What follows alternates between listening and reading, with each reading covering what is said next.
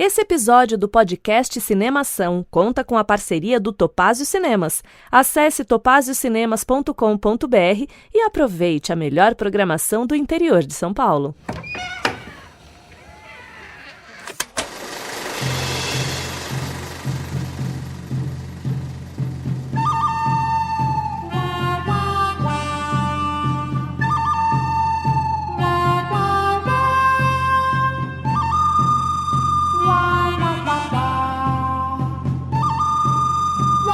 Seja bem-vindo ao podcast Cinemação 501. Eu sou Rafael Arinelli e hoje comigo temos aqui o gerente do Leitor Cabuloso, criador do podcast Covil de Livros. Temos aqui Rodrigo Basso. Olá, tudo bem, Rafa? Vim aqui fazer a minha participação anual no Cinemação, né?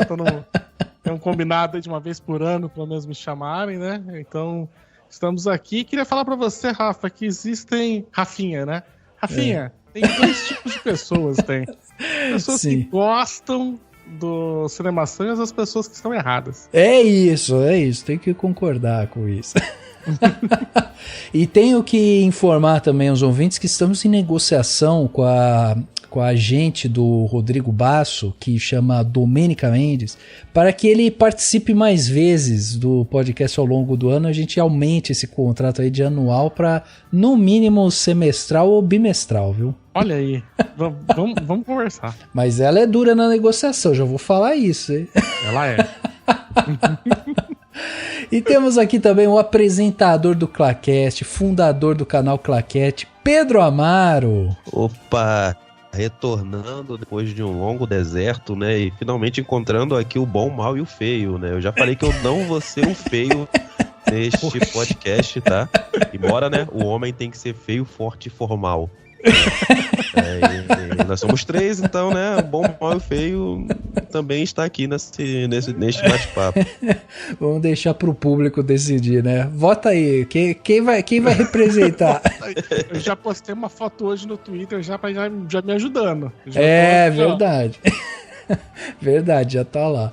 Muito bem, meus amigos, olha só, em março de 2023, agora, o mês que passou, o lendário ator e cineasta Clint Eastwood anunciou aí que está se preparando para dirigir o seu último filme. Ele que tem mais de 35 longas dirigido e décadas, né, de contribuição aí como ator de Hollywood, o astro que está com 93 anos estaria se preparando para aposentadoria. Isso é o que tudo indica. E aí, com base nessa notícia, a gente falou assim, vamos pegar um filme que é um dos filmes mais icônicos do Clint aí como ator, né? E falar sobre três homens em conflito. Afinal de contas, a gente nunca falou aqui de um clássico, um western, né? Pecado. Um espaguete. Pois é, olha só que pecado. Filme de 66. E aí a gente precisaria mergulhar nisso, né? E fomos direto em um ali, Sérgio Leone, Ennio Morricone, né? Assim, clássico mesmo, e com Clint Eastwood, né, ali estrelando e tal, junto com uma galera muito boa. Então a gente resolveu falar sobre três homens em conflito, e seremos aqui, né, como já vimos, três homens, mas não teremos nenhum conflito, muito pelo contrário, a ideia aqui é fazer um debate sobre o filme. Diga por si só. Não sei do que você tá falando não, parça, tipo... Eu já tô armado. Já tá com a mãozinha, aqui, né? Aqui é pela família, já tô com a arma aqui, ó. Só toca só o Ennio aí, né? Tá só... Pois é, tá todo um olhando pro cara do outro, né? Aquela câmera fechadinha nos nossos olhos, a gente se olhando assim. Maravilhoso. Tem tanta coisa boa nesse filme. Pois é, vamos bater então um papo sobre um dos melhores westerns aí de todos os tempos. Vamos falar sobre isso no segundo ato desse podcast. Any information? Too much. You say quite a bit that should interest you. And one or two things that interested me. Such as? The name Jackson's hiding under is Bill Carson. That's your bit. Keep talking. He also mentioned something about a certain cash box, which just happened to disappear. That's my bit.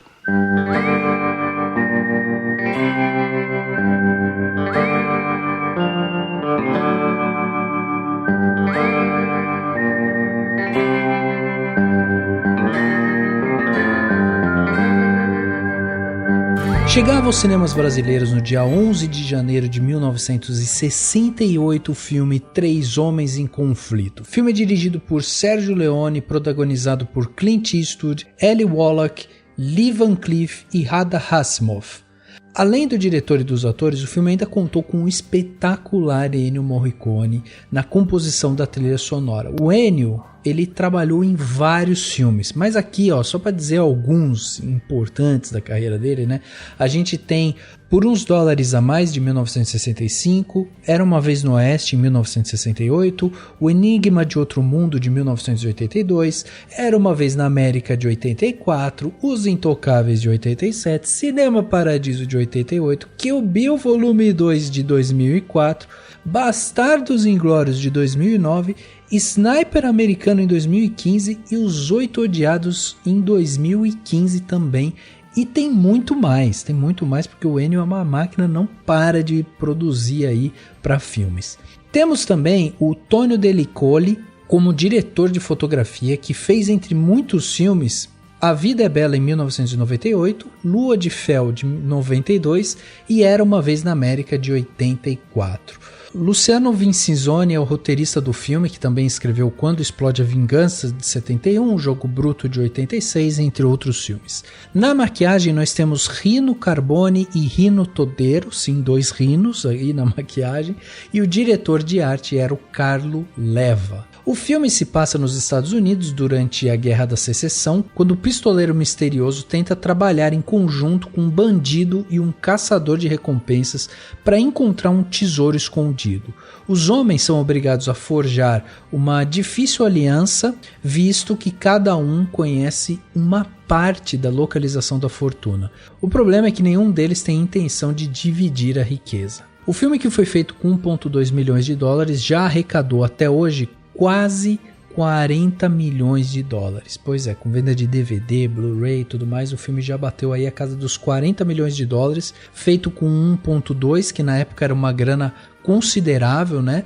O Sergio Leone, já um diretor bem reconhecido à época, assim como Clint Eastwood e o próprio Lee Van Cleef, né? Eram atores também já bem reconhecidos. Mas enfim, mesmo o filme tendo estreado no Brasil em 68, uma coisa interessante da gente começar falando sobre esse filme é justamente que é um filme de 1966, né? Um período em que os Estados Unidos estavam passando por um momento ali de grande prosperidade econômica, né? Tinha também a questão de tensões sociais, né, dentro do país, mas o filme ele é lançado justamente nesse momento onde economicamente o país ia muito bem, mas socialmente o país estava ali em ebulição. Por quê? Porque tinha todo o problema de segregação racial, que ainda era uma realidade em muitas partes do país, especialmente no sul. A Guerra do Vietnã também estava em andamento, né, em oposição a ela estava crescendo aqueles movimentos, né, contra a guerra, inclusive tendo protestos, né, em grandes escalas e manifestação em todo o país. Tem uma marcha, né, famosa lá sobre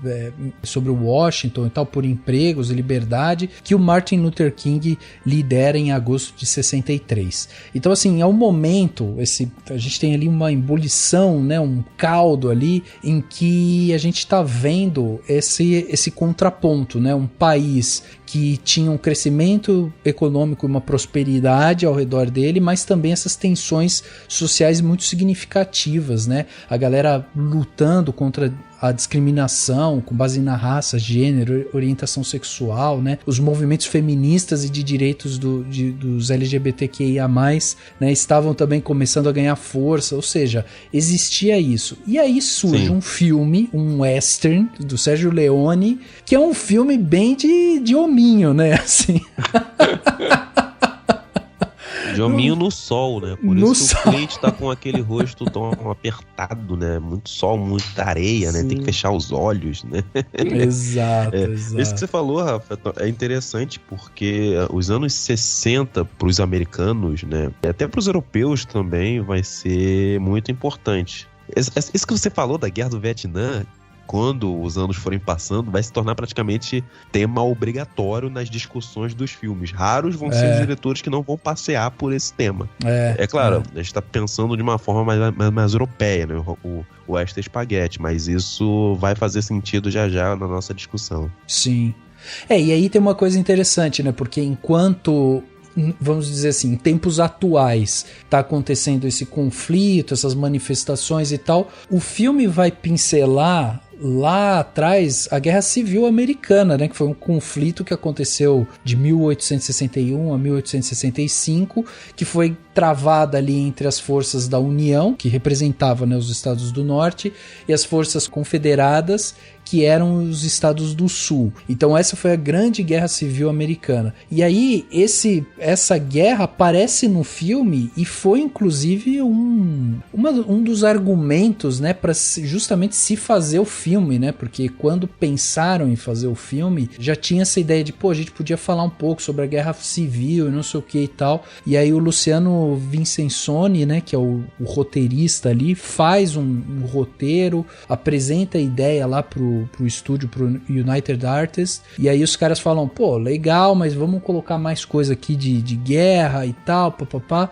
Eles decidem fazer esse filme, um western, chamam o Sérgio Leone, e aí o Sérgio Leone fala, não, vamos dar aqui, eu vou dar uma adaptada, vou dar uma ajustada aqui, porque esse filme acaba sendo o terceiro filme da trilogia dos dólares, né, do Sérgio Leone. Então é um filme que ele acaba se dedicando. E a United Artists acaba produzindo o filme por 1,2 milhões de dólares, que na época era um dinheiro considerável, né? O Leone diz que não usou tudo que o Vincenzoni colocou no roteiro para fazer o filme e tudo mais, mas que conseguiu adaptar. Agora, ele pegou o nome do filme, porque o nome do filme em inglês seria O Bom, o Feio e o Mal, né? E ele pegou esse nome justamente do Vincenzoni, que levou para ele já no final das filmagens e tal, o filme já estava pronto praticamente, e aí o Leone adora o nome e adota esse nome pro filme. Então tem todo esse caminhar, assim, tipo, o estúdio querendo falar um pouco mais sobre a história americana, o Leone querendo emplacar seu terceiro filme, né, que pra quem não sabe, a trilogia dos dólares são esses filmes, né, italianos de faroeste, dirigido pelo Sérgio Leone, e que são estrelados pelo Clint Eastwood, né, e aí os filmes que faz a trilogia é o Por um Punhado de Dólares, de 1964, Uns Dólares a Mais, de 1965, e Três Homens em Conflito, que é de 66, que é a trilogia, um ano após o outro. Além disso, ele molda o que seria o Western Spaghetti.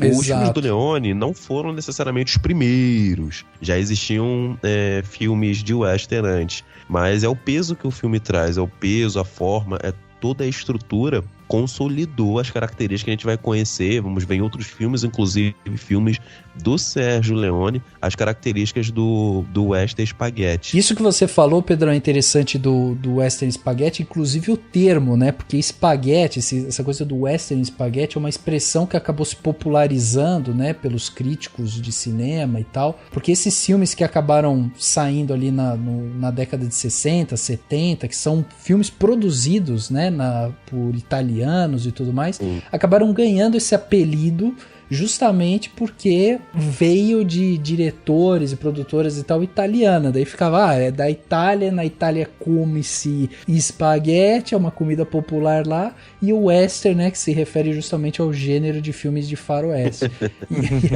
É igual quando você passa a loja, tá lá, vende-se frango, aí você só vende frango no lugar, né, tipo isso, né? Exatamente. Gostaria que tivesse um western feijoada, por exemplo? Gostaria. Não tem. Né?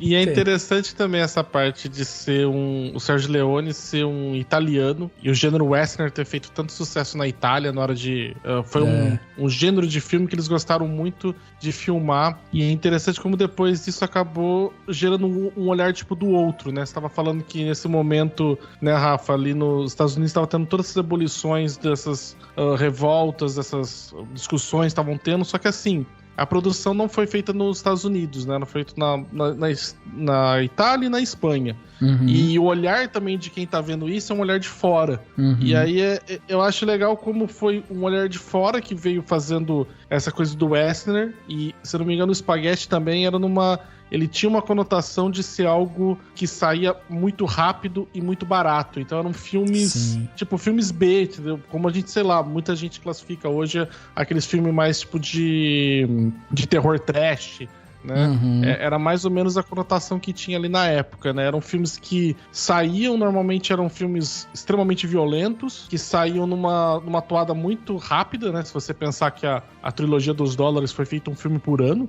e são filmes de 3 horas, é uma produção rápida demais, né? Muito. Mas que eu acho que o Leone, ele veio justamente para quebrar isso, né? Porque eu acho que ele trouxe... Os filmes dele, de Westner, do Trilogia dos Dólares, eles viraram cults instantâneos, assim. Sim. Né? Tiveram um reconhecimento porque era a mesma proposta de um olhar estrangeiro sobre esse período dos Estados Unidos, que é quase uma ideia de mito fundador dos Estados Unidos, esse Westner, né, que eles têm, que é uma época idealizada, romantizada, né? É muito parecido com o que a gente tem aqui no estado de São Paulo, com a ideia dos bandeirantes, que parece que eram grandes heróis que estavam desbravando o estado, quando era uma cambada de estuprador e assassino que tava, né, tipo, matando e arrancando todo mundo de fora para colocar colonos que eles queriam, né? Lá nos Estados Unidos também teve essa questão muito forte do Westner retratar esse período da migração, né? Porque... né, só para também situar na época que tava aí da Guerra de Secessão, mas o Western também pega quase o período todo ali do século XIX, onde você já teve a independência dos Estados Unidos e eles estavam tentando fazer uma política para que fosse povoado o país, né, e não ficasse somente a concentração grande que tinha ali na costa leste, que é onde chegava basicamente o pessoal dos colonizadores, né, que chegaram por ali, ficaram ali, mais ou menos igual a gente tem no Brasil, né, que nosso litoral é muito mais povoado do que o centro do país, né? De fazer uma política, e foi uma política de Estado mesmo, de falar, olha, gente, quem quiser aqui, vendia, sei lá, 160 hectares de terra por uma ninharia, desde que você fosse lá constituir família e povoar aquele Westner, né? Tipo, aquele West, né? Por isso do Westner, né? Sim. Povoar o Velho Oeste selvagem, que não tava... que não tinha ali... entre muitas aspas, não tinham americanos, porque afinal de contas só tinha índio, né? E não tinha o povo branco, né? E aí precisava mandar pra lá. E eu acho que é interessante ver que que foi um período muito complicado ali dos Estados Unidos, ele foi muito romantizado e muito idealizado por uma questão mesmo, quase de mito fundador, mas aí você tem um olhar de gente de fora, né? Então eu acho que você tem um olhar muito mais... eu acho que crítico, né? Porque o filme do Trilogia dos Dólares é um filme extremamente crítico a todo aquele momento que tá acontecendo, né? Sim. Essa palavra crítica, né? É interessante porque ajuda a gente também a entender algumas diferenças do oeste americano, né? Se eu fosse brincar, até brincaria. Com polêmica ou sem polêmica? Por quê?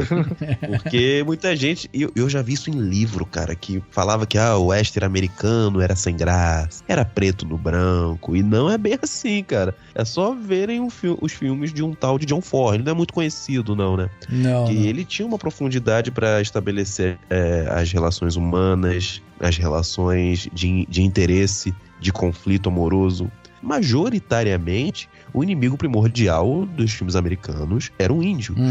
Até o John Ford mesmo, ele passeia por isso, ele contrapõe muitos índios, e não necessariamente entrando aqui no julgamento se é certo ou errado, mas isso estava intrínseco a muitas produções americanas. É claro, Anthony Mann vai fazer algumas coisas diferentes, ele vai lutar muito para essa questão do bom e o mal, né? John Ford ele conseguia transitar mais por essas áreas mais cinzas. Em via de regra, os protagonistas deles não eram pessoas tão bondosas assim. Se a gente for pensar já Anthony Mann, os personagens não eram necessariamente cinza. Eles tinham majoritariamente um poder de se estabelecer como pessoas boas ou pessoas mau caráter. Porém, eles tinham um passado um pouco mais nebuloso. Quando a gente vê os filmes do Western, já não tem tanto isso, né? Todo mundo tá indo pelo seu próprio interesse. Se a gente for pensar o próprio personagem do Clint, né? O Homem Sem Nome, ele tá o próprio interesse ali. Ele quer pegar o dinheiro pra poder se dar bem. E é isso que a gente que traz uma análise interessante, né? O inimigo, é claro que você tem um inimigo em vários filmes que é um vilãozão, alguém que tá querendo escravizar alguém, ganhar dinheiro, mas você tem a busca pessoal pelo sucesso, não importa por onde eu tenha que passar. Porque eu acho também que o Leone colocou muita figura ali, tipo, do desesperado, né? Do cara do pessoal que fazia as coisas que era preciso fazer pra sobreviver naquela época, que normalmente eram as pessoas que não estavam inseridas naquelas comunidades que estavam indo pra povoar. O pessoal que era os pistoleiros, por exemplo, pessoas como o Tuco, como o Blonde, né? Como o Angel Eyes, eles não tinham lugar naquela sociedade, estavam querendo criar uma comunidade naquele local pra povoar, né? Eles eram pessoas que estavam de passagem, né? Ou eles estavam abrindo caminho, ou eles estavam fazendo serviços que ninguém mais queria fazer. Criavam as próprias leis, né? Basicamente. Porque você imagina que foi uma época que não tinha o poder do Estado ali, não tinha leis ali porque estava sendo povoado, e aí normalmente era a organização do próprio local que fazia isso. E por isso que daí, tipo, basicamente você tem pessoas agindo como se fosse a lei, as ideias de xerife lá americana, que depois vem muito forte mais pra frente, né? De eu sou a lei, né? Porque, sim, porque no Oeste Selvagem era isso, e aí você vai colocar, só que essas pessoas, elas não têm lugar naquela ideia de sociedade que está sendo criada ali, da ideia de comunidade, né? Você vai ter, por exemplo, os Brutos Também Amam, que é basicamente o cara que não consegue se adequar a uma família que acolheu ele, e ele tem que ir embora, né? Porque ele é violento demais. Nesse caso aqui no filme, basicamente o Estado tá em guerra com ele mesmo, né? Porque tá tendo uma guerra civil ali. Então, quer dizer, nem o Estado sabe Estado não chega, o que quer. Não chega. O Estado não chega e os homens, então, eles quando o Estado não chega, os homens têm que fazer as próprias leis. I hope your mother ends up in a Tulala house! Come loose! Come loose! You can still save yourself. Let me go and I'll pardon you. Let me go! I feel sick. The blood is coursing through my head. I'm dried, man. Agua. Water.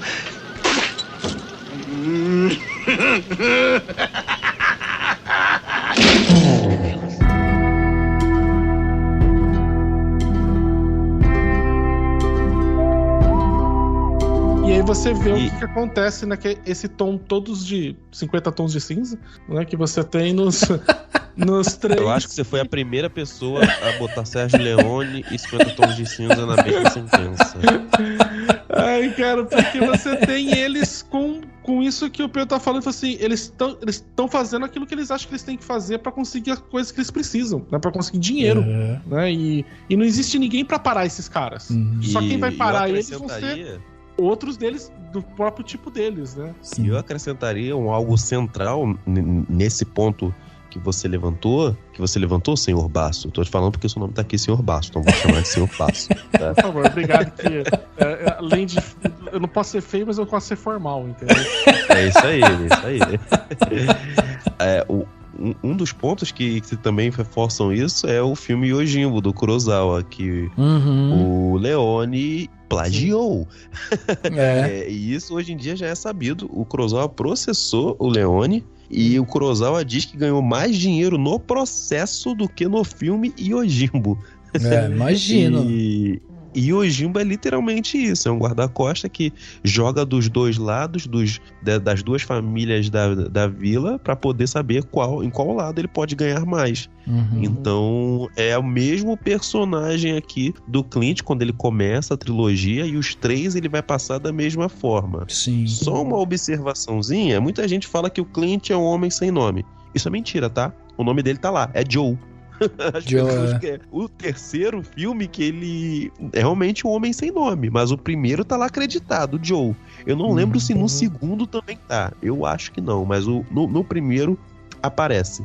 Se eu não me engano, ele fala uma vez no primeiro filme, que o nome dele é Joe, e aparece nos créditos finais. Mas eu gosto da ideia, tipo, desses filmes de western, apesar de ficar muito na imaginária, acho que do geral do pessoal, que são filmes que são de bang, né, que a gente chamava, de tiro. Sim, e tiro pra qualquer lado. Mas a maior parte dos westerns bons mesmo que a gente vai ver, na verdade, são dramalhões fodas, né?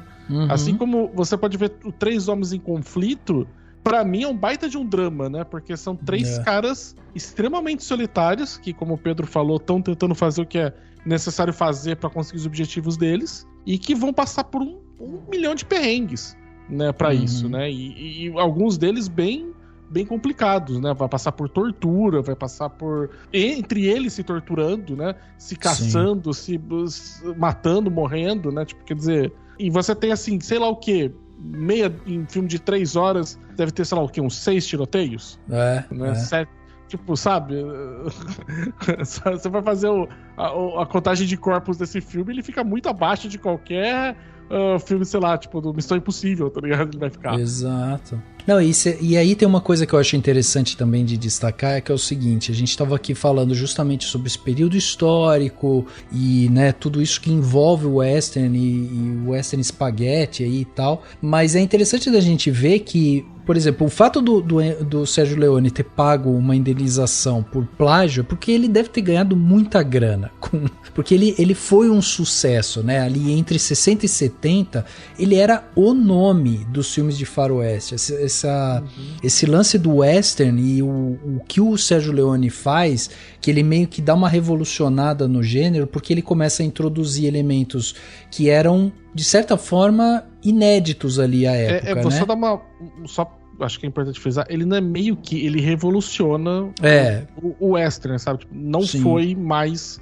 o que era antes, depois dele, sabe? É um negócio maluco, ele é um divisor de águas, assim. Pro western e pra carreira do Leone, né? Porque ele teve problemas sérios com a novela, com o pessoal da crítica francesa. Enfim, depois a gente pode explorar, mas termina seu raciocínio, Rafael. Não, então, por exemplo, o que ele faz que é revolucionário? Ele começa a introduzir a parte da violência explícita, e aqui a gente vai ver um pouco isso também, né? Tipo, tem uns tiros, às vezes a marca, né, fica bem aparente ali e tal, são coisas assim que chocam em algum momento. A ambientação, né, em cenários desérticos, né, a utilização das trilhas bem marcadas, assim. Puta que pariu. É impossível falar do Sergio Leone sem falar do Ennio Morricone, que foi... Exato. Ao tanto que a trilhazinha do...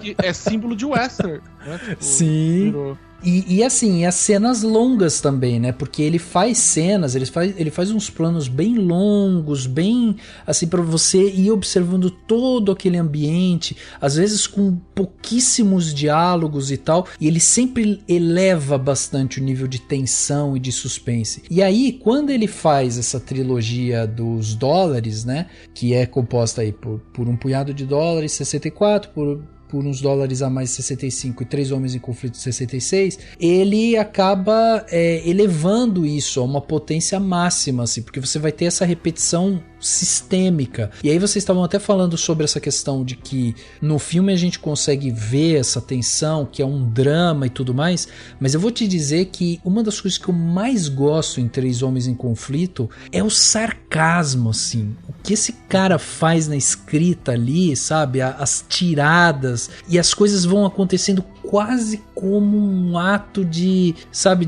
do acaso, quase como sorte, uma tropicada no destino ali que encaixa com as coisas, sabe? Isso eu acho muito legal.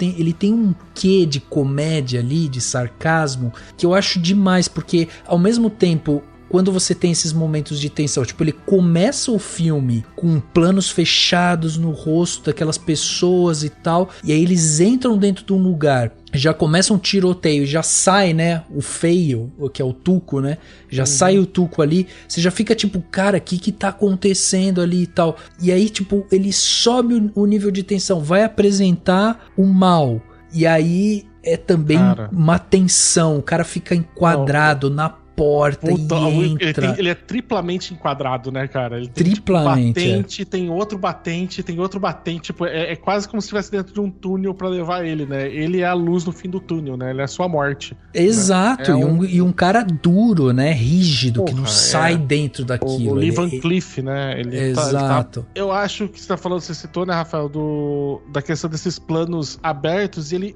eu gosto muito que o Leone trabalha com 2 planos, basicamente, né? Panorâmica ad infinitum, né? Pega o seu telescópio para ver todas as pedrinhas ou super close fechado no rosto da pessoa, quase que no olho.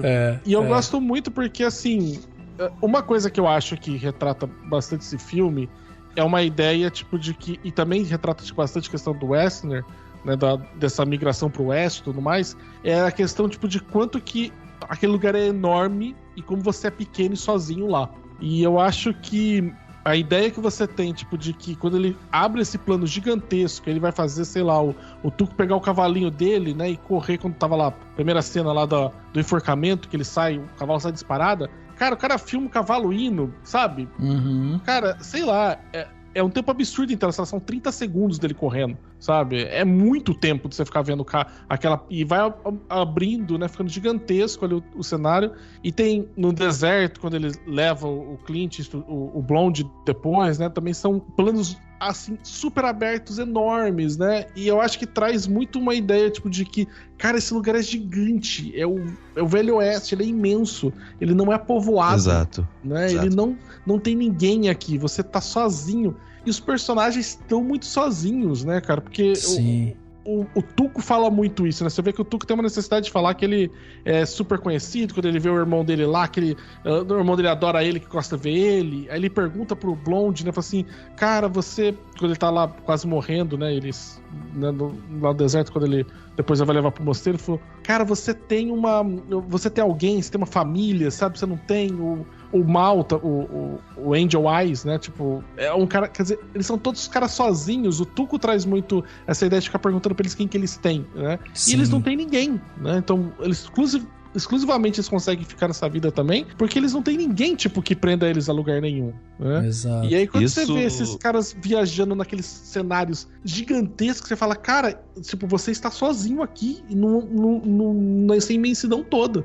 Isso que vocês estão falando da imensidão e tal, é muito, praticamente 90% culpa, de uma forma positiva, do CinemaScope. Quando a tela muda, né? Quando o formato da tela proporciona aos diretores a explorar um campo de visual muito mais profundo.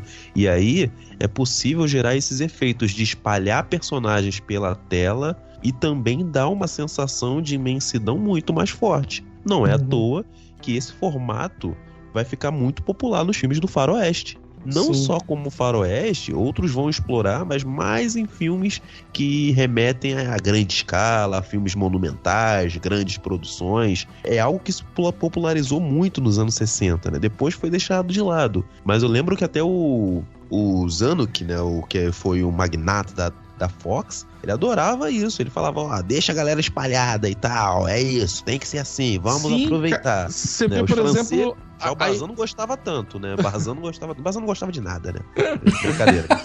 E você vê a ideia de época, sei lá, do Senhor dos Anéis, né? Quando eles abrem também, tipo, os caras estão cavalgando, sei lá, vai ver os Cavaleiros de Rohan vindo lá, puta que pariu, tá ligado? O cara abre o negócio, tá ligado? Sei lá, tem 80 campos do Maracanã, sabe, na tela, né? E eu acho muito legal depois que ele inverte e faz o Leone faz muito os closes, né? Então, tipo, e assim... É um close muito focado no olho, né? Tipo, do personagem, né? Muito... por isso que eu acho que é engraçado, porque pra mim, eu não entendo porra nenhuma de cinema, então eu vou falando e vocês vão dando os nomes aí das coisas que tem que ser. E... A gente também não. Tá bom. Vai falar, Cláudio. Você vai... Pra mim, as duas coisas remetem muito à ideia, tipo, de coisa individual, de quanto que você quanto tá focado num único ser, né? Porque ou você tem aquela imensidão que mostra que o cara é minúsculo, ou você coloca uma lente de sei lá, microscópica, tipo, na cara do maluco pra olhar ele e falar, olha, a gente tem que analisar esse personagem aqui, olha como ele tá se comportando aqui, né?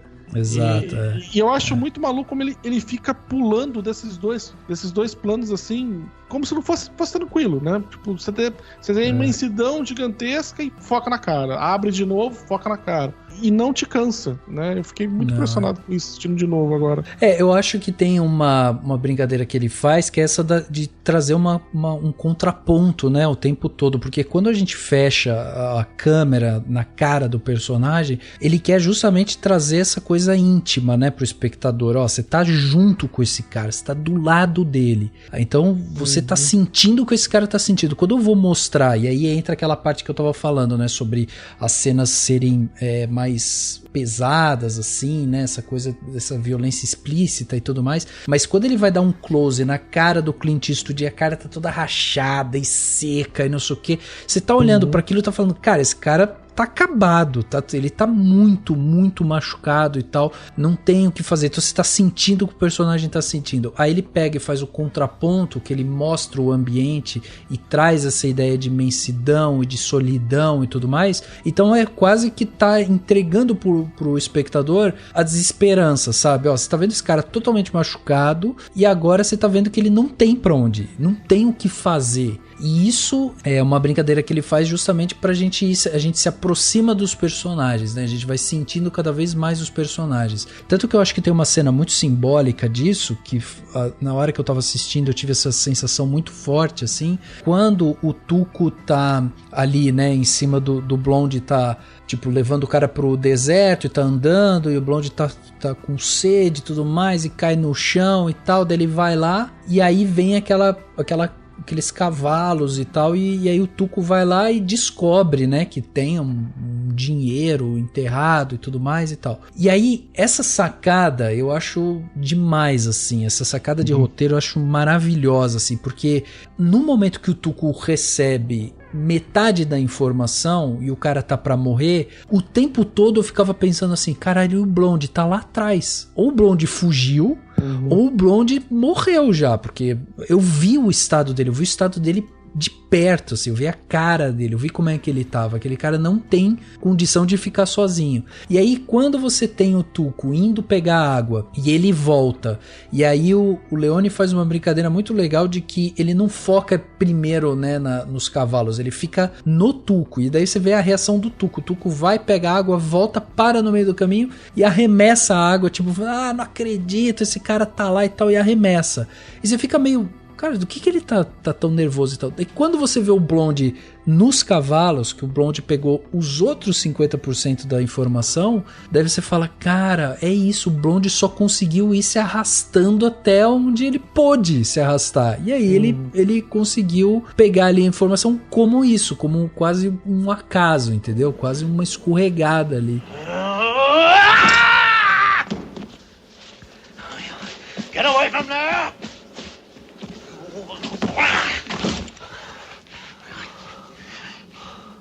He's dead.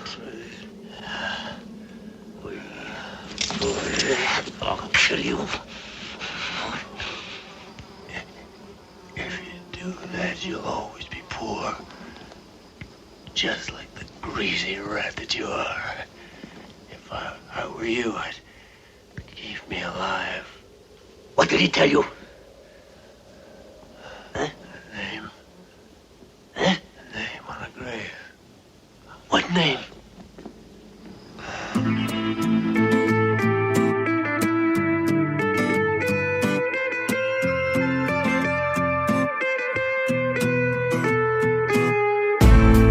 É maluco como pode parecer por acaso pra gente, mas como é muito amarrado no roteiro, né? Porque muito, eu gosto muito porque você tem primeira informação de que existe esse tesouro quando o Angel Eyes vai matar aquele cara no início. Sim. E você descobre que tem um tesouro enterrado aí, né? Mas você não sabe quanto, você não sabe onde, você não sabe nada, você só sabe que tem assim, grana, né? Muita grana. Ali, existe um tesouro a ser procurado, né? Tipo, exato. Aí a gente já sabe no cinema, né? A arma de Chekhov, né? Que essa porra apareceu, vai ter que ser usada lá na frente. E aí você apareceu a ideia, tipo, do coisa. Tá bom. Aí ele vai pra toda a apresentação do Good ainda, né? Que tava faltando, né? Do Blonde. Aí você tem toda a ideia, tipo, do Blonde com o coisa preparando golpes e tudo mais. Cara, eu contei, eles vão ter contato com o plot de verdade, que são os 3 homens em conflito, porque são 3 homens procurando o tesouro. Cara, já tem 1 hora de filme. Exato, é muito maluco. E assim, você tem a informação de que o Angel Eyes, ele foi até aquele batalhão lá que tá lá tudo... Os caras tudo fudido, lá tudo ferrado, lá o cara tá cozinhando sabugo de milho pra comer, né? Tipo, os caras estão na merda total. E aí ele fala, olha, os caras foram pelo deserto tal, não sei o que tem. Que curiosidade, vendo... Aí eu tava vendo aquele deserto que eles estão ali, era na Espanha, é o mesmo lugar que gravaram Lawrence da Arábia.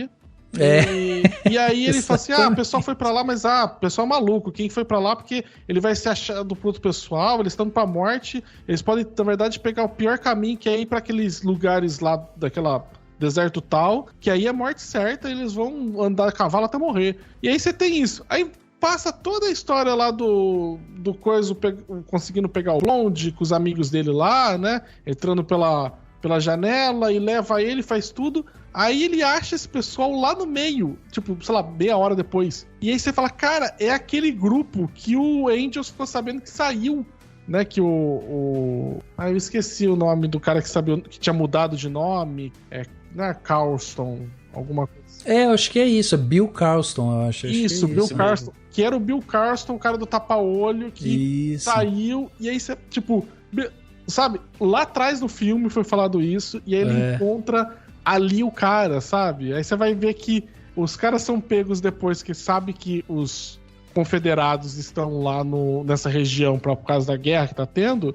Eles são pegos. E você tem, tipo, informação que o Angel Eyes estava indo até o posto dos confederados pra procurar o Bill Carlson, né? Sim. E aí eles se encontram lá. E você fala, cara, parece, né, um grande acaso do destino, mas tudo foi te apontado antes no filme, né? Tudo tava te dando dica de...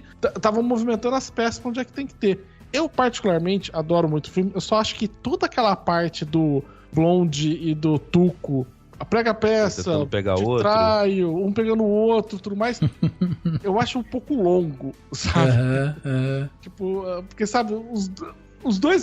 Cara, você tem os dois abandonando alguém no deserto e fazendo quase morrer de sede antes de começar o plot principal do filme, sabe? Eu acho um pouco longo. O filme de todos é o mais longo, né? Dos 3 e tal. Então, é normal as pessoas sentirem isso, né? Eu acho que aqui é a melhor ambientação que o Leone consegue produzir. Não que os outros sejam ruins. Eu acho os 3 filmes excelentíssimos, claro. Sim. O terceiro, muito mais absurdo do que tudo, né? Mas o que eu acho mais interessante é que o Western Spaghetti, ele consegue construir uma ambientação de forma geral mais interessante que os filmes americanos. E aí eu vou bater essa tecla. Ou outra, até mesmo o John Ford, cara.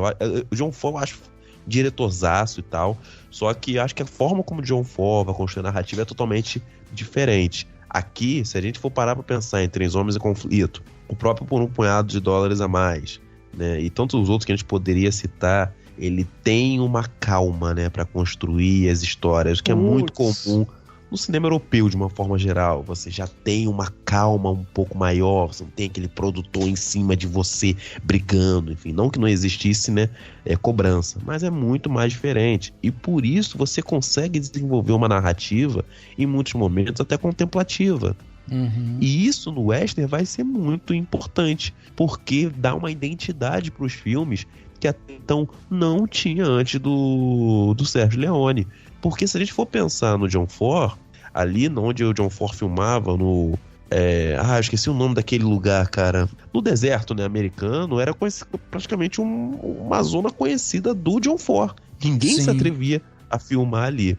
Já com o Leone, você vai construindo essa característica, você não tem exatamente um lugar específico, só que você tem essa sensação de você remeter ao deserto, de você remeter a essas grandes paisagens, que vai ser influente para os filmes. Isso que você está falando, Pedro, é interessante porque entra um pouco naquilo que você estava falando antes sobre o Sergio Leone ter sido criticado lá por um pessoal na Novelle Vague, né? Porque essa era a crítica.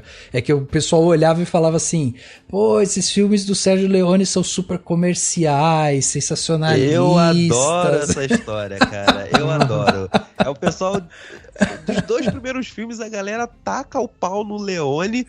E no terceiro filme ele segue uma coisa coerente. Aí o pessoal fala, não, peraí, o cara é bom mesmo. O cara é bom. Então, eu acho isso, sabe? A crítica, eu não vou ser hipócrita e dizer que não há implicância. Mas no começo era uma implicância com o Leone. Diziam exatamente disso, filmes comerciais, Leone não sabe fazer nada, não é um diretor. Ele faz a mesma coisa de uma escala um pouco maior no segundo filme, e tá lá a Novelle Vague dando porrada nele. É importante lembrar que no segundo filme, alguns já elogiaram, mas mesmo assim, os críticos franceses não deram muito destaque pra ele, é uma nota muito pequena, enfim. Sim. Então não tratam ele como um diretor de respeito. Agora, quando chega o terceiro filme, aí a galera se rende. Aí a galera fala, eu tava errado. Tá errado. Cara, Não, isso, só para contextualizar, a Nouvelle Vague era esse movimento cinematográfico francês que surgiu ali na década de 50 e que eles defendiam, né, como uma característica deles era essa abordagem mais livre, experimental da linguagem cinematográfica e tal. Quando o Leone chega com os westerns dele e aí ganha esse título de espaguete e tudo mais, aí algumas pessoas dentro da Nouvelle Vague ficam falando, pô, esse negócio é muito comercial, é sensacionalista, não sei o quê. O próprio Jean-Luc Godard chegou a fazer críticas falando que tinha muita violência gráfica, né, nos filmes dele. O Godard nem gostava do CinemaScope também. Pois é, e falava da representação estereotipada, né, dos personagens e tal. E aí aconteceu isso que o Pedro falou. Tipo, quando chegou o terceiro filme, alguns deles começaram a falar, pô, o Leone é bom, cara. O Leone é bom. E aí, até um pouco mais pra frente, né, a gente tem o Truffaut chegando e falando assim, pô, o cinema dele realmente é um cinema que ganhou uma importância porque ele construiu uma linguagem mesmo. Então eles começam a reconhecer isso. Mesmo ele fazendo mesmos planos, mesmas sequências, mas não, agora tá valendo. Não, agora é de verdade. Exatamente. O que o Pedro falou, eu concordo muito. Inclusive que eu acho, cara, vi hoje o filme novamente, né? Eu tenho o box da trilogia que eu adoro e ele é meia hora pra apresentar os três personagens. É uma coisa que hoje seria inconcebível. E eu gosto também da quantidade de silêncio que tem. No início, você tem toda a apresentação do Tuco e você não tem palavras ali, não tem nada sendo falado, e você tem uma um terço da cena de apresentação do Angel Eyes, que também é só eles encarando. A primeira pessoa que fala é aquele morador, aquele lavrador que tá ali, que vai perguntar pra ele se ele veio matar ele. Sim, entendeu? Exato. Sabe? Então assim, isso, cara, tem 10 minutos de filme já. Sim. Sabe? E não tem uma palavra. O cara trabalha só com a ideia, vai mostrando as imagens e ali ele já vai te contando um monte de coisa, né? E eu gosto disso, que eu concordo muito com o Pedro eu não sei se ele tava falando da calma de fazer a gravação, mas me parece que o filme também tem uma calma muito grande, tipo eu não tenho pressa, tá? Sim. Eu vou demorar o que for, mas eu vou te falar exatamente quem são esses três homens que vão entrar em conflito. Eles são o centro, então eu preciso apresentar ele. E o cara gasta meia hora pra apresentar três personagens. Exato. Sabe? É um absurdo você pensar hoje, né? É isso, mas é isso, Basso, mesmo, porque não tem problema nenhum você já começar a cena com um tiroteio, com uma briga, com uma perseguição, não tem problema nenhum. O problema é quando uma indústria se molda a sempre já contar tudo em 10 minutos do filme. Exato. Certos tipos de histórias e de narrativas você não consegue fazer isso.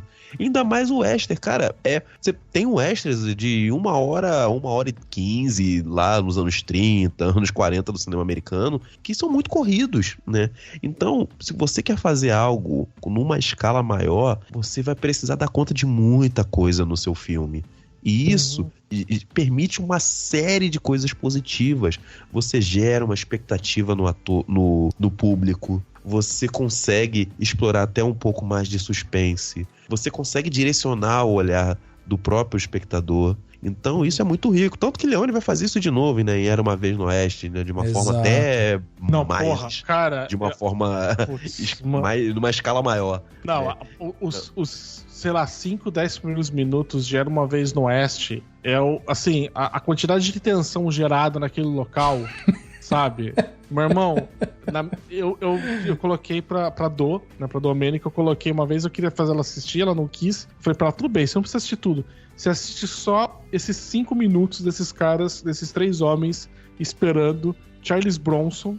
Cara, Charles Bronson, né? Maravilhoso. Meu pai ama esse cara. O Charles Bronson chegar no trem. Cara, são 5 minutos que é a mosca, é o pingar d'água do chapéu do cara. Sabe? Cara, você começa a ficar. Eu fui assistindo, e é muito curioso você assistir alguém assistir isso aí pela primeira vez. Porque eu não tava assistindo o filme, eu tava assistindo a Domênica assistindo o filme. E você vai vendo a tensão, sabe? A pessoa, sabe, tipo, o ombro da pessoa, sabe, tipo, juntando na orelha, sabe? Quase, né?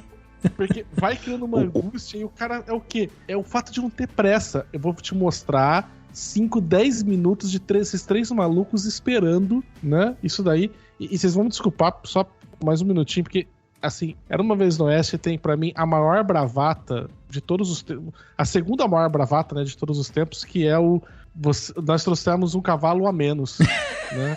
Sim. Não, vocês trouxeram 2 cavalos a mais. Mas, irmão, nesse momento, eu teria ido embora. Eu não teria continuado a conversa. Eu teria ido embora, porque alguém que responde isso, tipo, você não pode, sabe, você não pode tentar bater de frente com esse cara. Mas eu concordo com o Pedro que eu acho que os silêncios e as tomadas longas, elas contribuem muito pra ir criando uma tensão, né? Tanto que o final virou meme, né? Cômico dos 3 se encarando. E no meme, dependendo da música que você colocar, realmente fica cômico, aquele troca de olhar. Mas no filme, cara, você começa a ficar angustiado, porque... Super. Você não sabe o que vai acontecer, né? Sabe? Você fala assim... Porque eu tenho... Claro, a gente sabia que o Clint Eastwood não ia morrer, né? Óbvio, né? Mas é uma tensão pra saber exatamente o que vai acontecer, porque ele não para e, cara, é um tempão, sabe? Pra filmes que a gente tá hoje, quando a gente, sei lá, fala 30 segundos, 1 minuto de tela, pode parecer pouco tempo. Cara, 1 minuto de pessoas se encarando é tempo pra caramba, cara. É muito desconfortável. Sim, sim.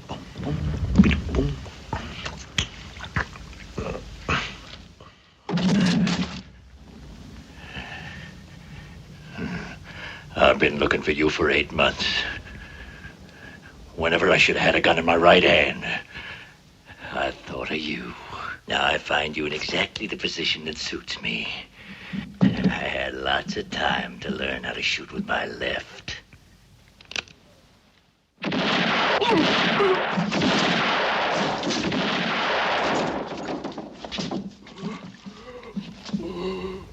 When you have to shoot, shoot, don't talk.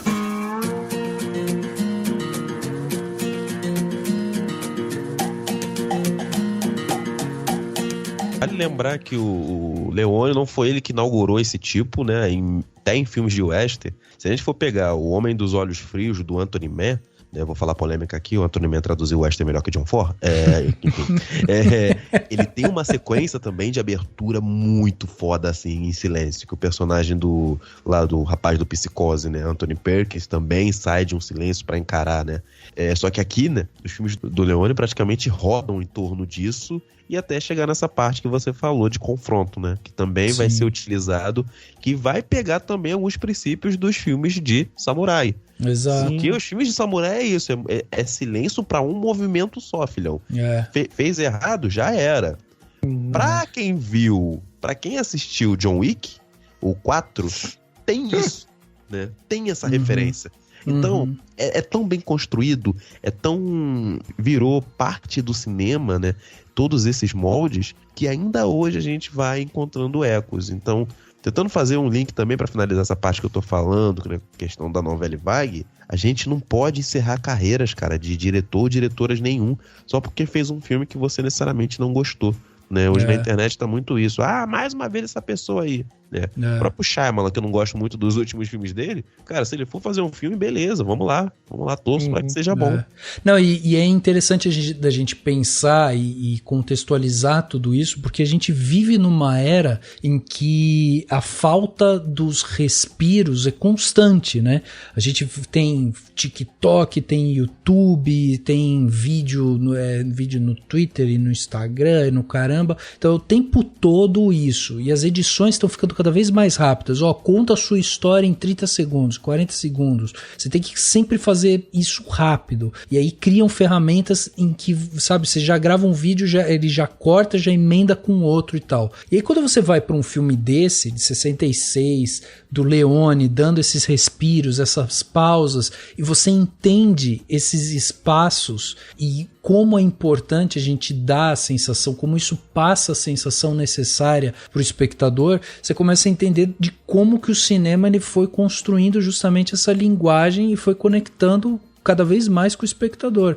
Eu acho que essa cena final dos 3 ali, que fica girando um tempão entre eles, talvez uma das cenas mais clássicas aí, né, do filme, mas para mim... causou isso no Rock in Rio. Exato, exatamente.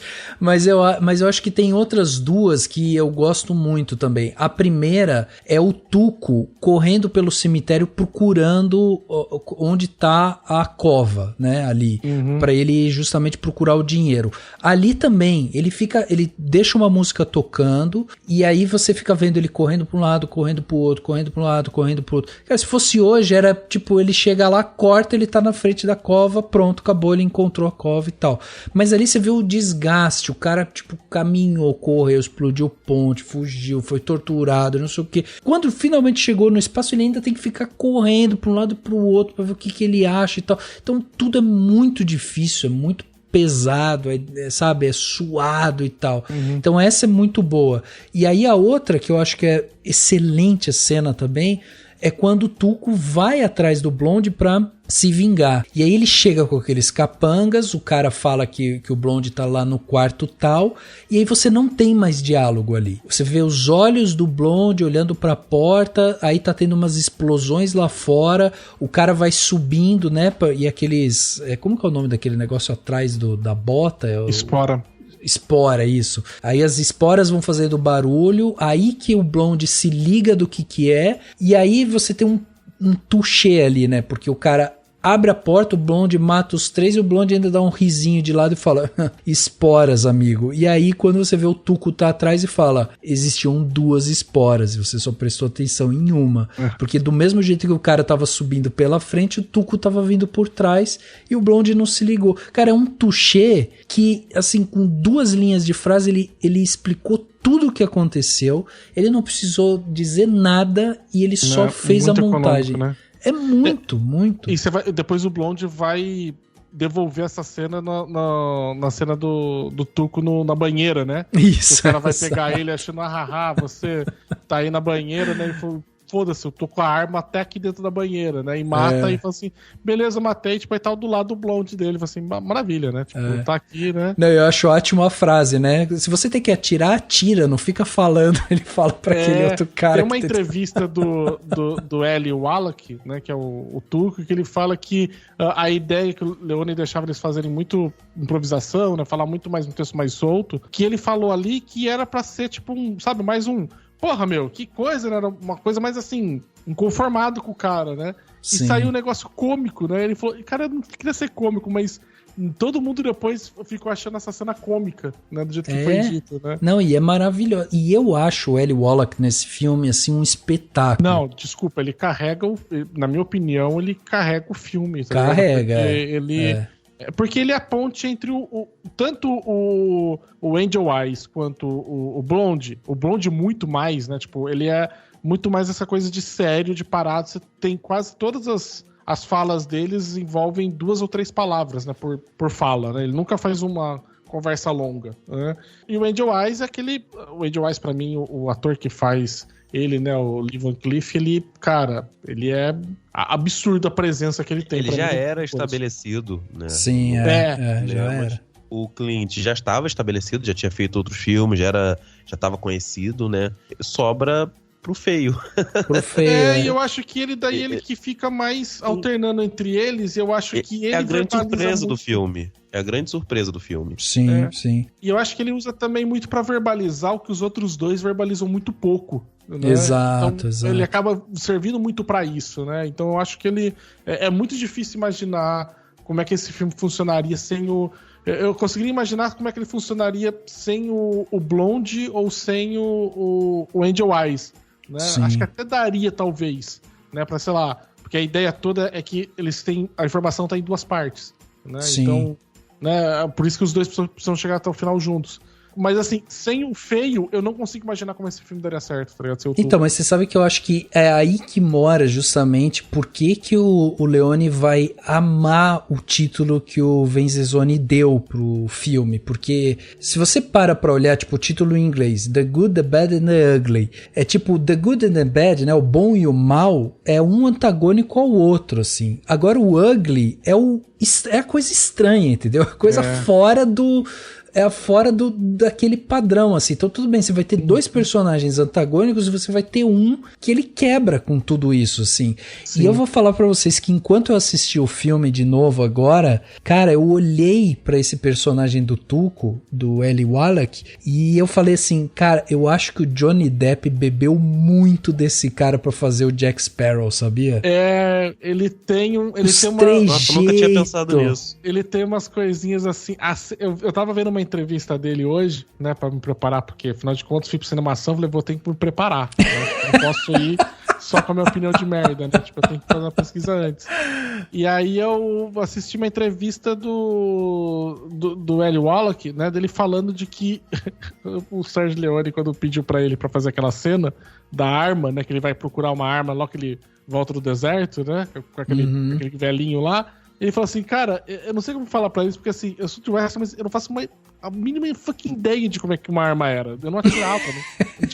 Então ele fala que o cara falou assim, não, vai aí e brinca. Então ele começou a pegar as armas, começou a fazer aquele negócio lá de olhar pelo cano, ficar vendo o barulhinho que elas fazem, os tic-tic-tic, e vai desmontar uma e monta a outra.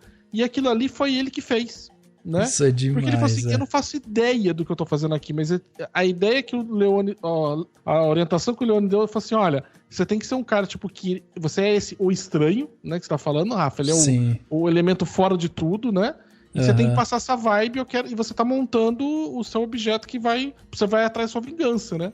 Exato. E ele começou a brincar de desmontar as armas e ir montando outras e vendo pelo barulhinho, vendo pelo negócio, e falou assim, cara, eu não faço ideia se tinha que fazer barulho era bom ou mal, sabe? Tipo, pra arma, na hora que gira o tambor. Né? Mas eu tinha que falar que aquilo ali era importante. Isso, né? Dizia muito sobre as produções do Western. Era uma bagunça danada.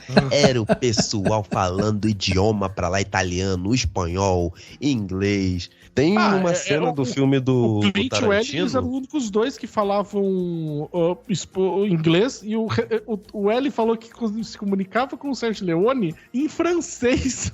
Caraca. O Leone não sabia inglês, tá ligado? E hoje a galera reclamando da dublagem, né? Mas tudo bem.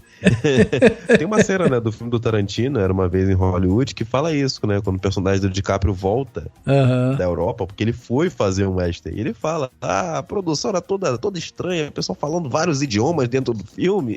Exato, exato. E é exatamente isso, né? Vocês estavam falando da melhor cena. Eu vou cair no clichê aqui. Eu gosto muito da cena final, né? Até porque ela vai ela, em determinado momento, ela se estabelece do geral pro particular. Quando ele vai cortando dos personagens de um pro outro. E depois ele vai abrir. Quando nós vamos ver o tiro, né? Essa parte eu acho muito interessante. Por quê? Se a gente for parar pra pensar, o personagem do Clint, né, do Bond, tá no meio, só que um pouco mais pra trás do plano, e os outros dois estão mais nas laterais. Se a gente for parar pra lembrar, ver, quem tiver pra poder entrar no Google, olhar... O personagem do mal tá no meio e na parte de mal cima. Mal tá no meio, isso, E o Blonde tá mais à direita e o Ugly mais à esquerda. Clint tá na esquerda, tá na direita, e o outro tá na... E o Tuco tá na esquerda e o Coisa tá no meio, na parte de cima, né? Eles fazem um triângulo ali, né? Sim. Isso. E se a gente for parar pra lembrar, né? Ver o que tem, os detalhes do cenário, tem muitas cruzes, né?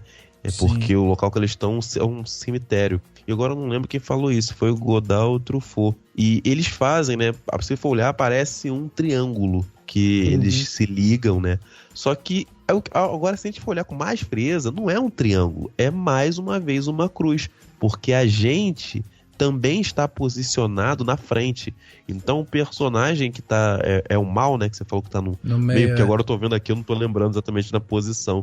Ele liga com a gente, ele faz a ligação com a gente numa linha imaginária reta. Sim. E os outros dois do lado, ou seja, também é um crucifixo ali, como o diretor abre a cena. Então, quer dizer, cara, o espectador completa a cruz, exatamente. né? Interessante. Ele completa, ele faz parte. E você sabe, Pedrão, que tem nessa cena, outra coisa que eu acho interessante é que quando eles vão justamente pro duelo, os dois atiram no mal, né? O feio atira no mal e o bom atira no mal. E eu acho muito bonito, como o Pedro tá falando, porque é um círculo de pedra, né, que tá aberto ali no meio das cruzes, né? E aí eles formam um triângulo e aí você tem o quadrado, o enquadramento da tela, né? Então, assim, quando você olha assim, são várias figuras geométricas que estão feitas ali. Né? Exato. E é interessante como é que ele posicionou daí tudo isso. E como assistindo agora pela segunda vez, como, tipo, é spoiler, porque você tem do lado de onde tá, próximo de onde tá o mal, né? Você já tem uma cova aberta. Exato, entendeu? Então, assim, e claramente ele tá no meio dos dois, né? Então, tipo, é muito, sabe, quando você olha assim, é muito a ideia, tipo, de que os dois vão se voltar pra lá. Né? Quando você imagina, quando você vai fazer uma posição de ataque, né, que seria, né? Se tivesse duas pessoas atacando uma, seria mais ou menos aquilo ali, né? Cada uma delas posicionada um pouco longe uma da outra pra ir de encontro ao cara, né? Então, assim, tudo dava a entender no enquadramento que era que o mal que ia ser atingido. You thought I'd trust you? $200,000 is a lot of money. We're gonna have to earn it. How? I'll write the name on the bottom of this stone. My gun?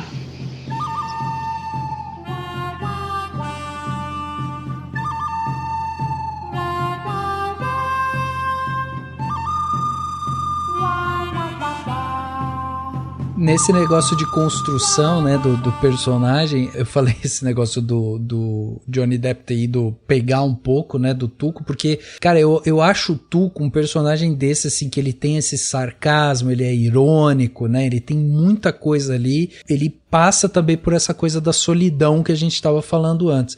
Então eu acho interessante da gente ver isso, e depois eu fico pensando assim, pô, imagina o Jack Sparrow falando, se você quer atirar, atira, não fica falando. Imagina falando com aquela forma meio bêbada dele falando, sabe?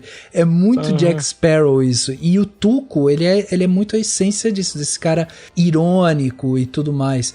Só que tem uma outra coisa que pra mim, assim, se revelou interessante também mais pro final, que é o bom, a gente só conhece o bom mesmo no final. Tipo, o que é o bom, né, que é o personagem do Clint Eastwood, ele vai se construindo ao longo do filme, porque ele ajuda, né, ele tá ajudando ali os vigaristas a pegar a grana e tudo mais, você vai vendo que ele participa ali do esquema, beleza. Só que quando chega mais perto do final, você vê algumas ações dele que mostram esse lado bom dele. Então quando ele vai ali, que tem aquele soldado, que ele dá o cigarro e cobre o soldado, não sei o que, então você começa a ver esse lado mais humano dele ali. E aí depois, quando ele faz aquela sacanagem, né, coloca o Tuco, né, em pé, na cruz, né, enforcado ali e tal, né, com a corda no pescoço e tal, e ele vai embora, tem um momento ali que o Leone filma o horizonte e não tem nada. E aí ele volta para aquela câmera bem fechada no rosto do Tuco e você vê desesperança, porque ele olha pra grana e ele fala, cara, não tenho o que fazer, o cara foi embora, me deixou aqui, e você que tá assistindo fala, o cara que é bom, na verdade é um grandíssimo filho da puta. É isso que você olha e fala. E aí ele sai de trás de uma árvore, salva, entre aspas aqui, o Tuco, e o Tuco repete pra ele aquilo que a gente pensou um pouquinho atrás. Ele fala, viu, Blonde, você é um grandíssimo filho da puta. Eu acho isso demais, assim, sabe? Eu discordo um pouquinho de você, Rafa, porque eu acho que desde o início eles constroem ele como sendo bom, né? Se a gente pensar na ideia, como tá falando, tipo, do antagônico, você tem o cara mal, né? O mal lá, o Angel Eyes, ele não se furta. Você vê ele assassinando um pai, um filho e depois o empregador dele, sabe? Exato. É uma sequência. Quando você vai pro bom, né? Você vê que quando ele atira nas cordas no golpe, e pra ele impedir que os caras da lei ali fizessem alguma coisa, ele não atira nos caras. Ele vai atirando nos chapéus pra mostrar. Mano, se eu quisesse, eu teria matado cada um de vocês, então não mexa comigo. Exato, né? Então, mas é isso, ele dá sinais, entendeu? Ele não tem esse, tipo, uma prova de uma coisa boa, que esse cara é legal e tal. Não é entendeu? 100% bom. Exato. Ou menos pior ele é do bom que em referencial àquele. Ele é bom em referência àquele ambiente que ele tá. Tipo, no meio de um monte de assassinos, estupradores, ladrões, entendeu? Ele é um cara que só aplica golpes. Exato. Entendeu? Exato. Sabe? Tipo, então é um. Ali Ali é o máximo de bom que você vai ter no Oeste, é um cara desse, né? Mesmo com o Tuco, né? Ele olha e fala, mano, eu vou deixar você até aqui, eu poderia matar você, né? Aqui no deserto, né? Mas eu vou deixar e você vai embora sozinho. Eu vou dar uma chance, quer dizer, é um filho da... né? Porque, né, 120 km no deserto, né? Que jeito que o Tuco sobreviveu. Mas, beleza, suspensão de descrença nessa hora. Mas ele poderia ter matado, ele não mata, né? Aliás, ele vai matar só realmente quem tá tentando matar ele no filme, né? Enquanto a gente tem o contraponto com o mal, sabe? Até mesmo o Ugly, né? Quando ele vai dar o troco no Blonde de arrastar ele pelo deserto, é torturando ele. Meio sádico, guiando ele, de uma maneira bem sádica. Ele não faz isso com o Tuco, ele deixa ele lá e vai embora. Né? Exato, Então, assim, é que perto dos outros, é isso. O máximo que a gente vai ter de bom é esse cara aqui, entendeu? É esse tipo de gente. Eu acho que uma coisa que a gente não pode deixar passar, né, é justamente a trilha, né, cara? Ennio Morricone, né? Putz. É sensacional, né? É muito, cara, eu fico muito impressionado com o Ennio, como ele definiu muitas coisas, principalmente como a própria parceria que ele fez com o Sergio Leone, né? Eles... Se a gente pode falar que o Leone, e eu afirmo isso categoricamente, revolucionou o western na época dele, 50% disso foi por causa da trilha do Ennio, né? Porque aqueles grandes momentos de silêncio e contemplação que a gente ficou falando aqui, que tem muito no filme, cara, eles ficariam extremamente descomplicados se não tivesse uma trilha boa naquele momento sendo encaixada. Não, e no final do filme, até pra fazer um gancho do que a gente estava falando antes, cara, a trilha, ela muda um pouco, né? Porque ele coloca um negócio meio arranhado, meio metálico ali. Quer dizer, você tem a construção da trilha clássica, assim, né? Ela vai se construindo pra tensão acontecer, mas no meio ali você tem sabe, um arranhado ali. E você escuta o tema dele várias vezes, você pode ver que normalmente são em momentos onde um dos três, normalmente o Good, né, o Blonde, ele tem uma grande sacada, né? Quando ele tem uma sacada assim, ou quando o Tuco, né, ele tem uma sacada, ele tem um momento assim, tipo, ele ganha, igual que você falou, aquele touché que ele faz no Blonde, dá um refrãozinho do tema, né, como pra pontuar que olha, essa trilha é desses três caras, desses três homens em conflito, e aqui a gente tá pontuando que um deles marcou um ponto. Marcou é bem isso, marcou um ponto, exatamente. E aí você tem isso durante o filme inteiro. Só que no final, quando tá os três juntos e eles estão pra decidir, né? Tipo, beleza, todo mundo foi marcando aí seu pontinho aí, cada um que teve, mas assim, é igual que a gente tem aqueles programas, né, de televisão que a última pergunta vale 1 milhão de pontos, né? E foda-se o que você fez, então, o programa inteiro, o importante é a última pergunta só. É mais ou menos isso, né? Sim. Foda-se o quanto você foi esperto o filme todo. Aqui é o momento agora decisivo. E aí, nesse momento, cara, ela realmente tem um desarranjo ali. Eu não entendo patafinas eu entendo menos de música ainda do que eu entendo de cinema. Sim. Então, eu não faço ideia do que é, mas ele dá um desconforto, né? Porque você sabe que tem, não sei, tá tocando uma nota errada, né? Tipo, tem alguma coisa fora de... Mas eu acho que é um pouco isso, sabe? Em composição com o que a gente tá vendo, quer dizer, essa formação triangular, um olhando pro outro, em meio a um cemitério, os três, né, com o dedo ali no gatilho e qualquer momento aquilo ali pode ser resolvido e tal. E aí você tem no fundo essa trilha desarranjada, assim, então você tá olhando toda uma situação que não é pra ser confortável, entendeu? Eu acho que ela vem meio que ela dá sustentação pra isso, sabe? Eles estão se olhando, porque é nessas horas que eu acho interessante, você até comentou, Basso, do meme, né? Porque eu acho que essas horas que a gente consegue entender o tamanho da importância de uma trilha, porque veja, se a gente tivesse essa mesma cena tocando uma love song, cara, eles estão se paquerando ali. É a brincadeira que o pessoal faz, já que, pra dar um check aqui, que eu ouvi o programa do Creed, né, com a Domênica, né, se você vê o Rock 2, que é o Rock 2 não, eu acho que é o 4, que ele vai, que o Apollo treina ele, que tem aquela cena deles de cropede correndo na praia. Isso. Cara, se não é Eye of the Tiger, tá ligado? Tocando, Exato. você coloca outra, tipo, sei lá, simplesmente amor, tá ligado? Tipo, mano, vira outra coisa, né? Vira outra coisa, romântico ali, né? E eu acho que você matou a pau, Rafa, na hora que você fala, tipo, da questão do desconforto, né? A última cena a gente tava falando que é desconfortável, e eu acho que a música ter esse desarranjo, ela torna mais ainda desconfortável o momento. Sim. Né, de você estar observando ali, né? Então, é que, assim, existe alguma coisa de errado, porque o filme te prepara para um desses 3 homens que eles são importantes, se você está acompanhando há 26 horas o filme, né?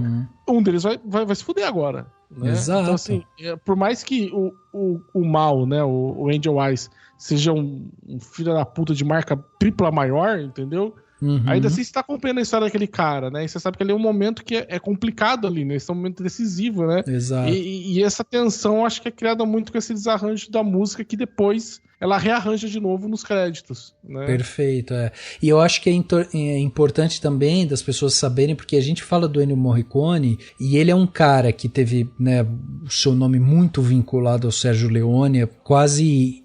É difícil de você desassociar uma coisa a outra. Você pensa em Sérgio Leone, você pensa em Ennio Morricone, assim. Só que ele é um cara que é um compositor, maestro, ele é italiano, né? E ele compôs coisa pra caramba. Dizem que ele compôs mais de 500 trilhas sonoras ao longo da carreira, e ele já trabalhou com o próprio Sérgio Leone, mas trabalhou também com o Bernardo Bertolucci, Brian De Palma, Quentin Tarantino e tudo mais. E aí o que é interessante é que, assim, o Morricone, ele é um símbolo de um cara hiper talentoso que esteve presente em várias obras, e ele ganhou vários prêmios ao longo da carreira, incluindo, né, 6 BAFTAs, depois 2 Globos de Ouro, e ele ganhou um Oscar honorário em 2007.